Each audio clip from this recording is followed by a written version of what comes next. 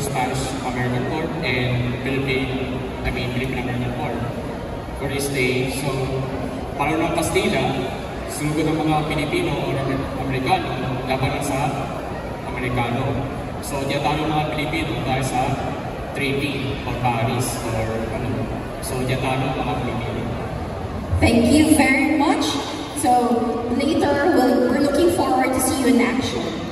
Next up is Jose Victor Campo, and I assume you are Dr. Jose Rizal.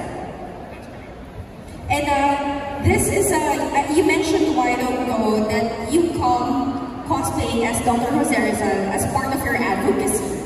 Yes, so basically my advocacy is to remind the youth these days that not all heroes are fictional or imaginary or need to have superpowers. So I've been doing this for 8 years now.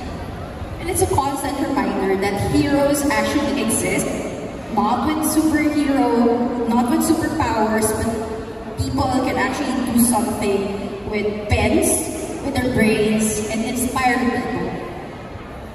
Dr. Jose Rizal, we look forward to your performance, and I heard it's a very interesting performance. Okay. So let's go down on stage, and I will introduce you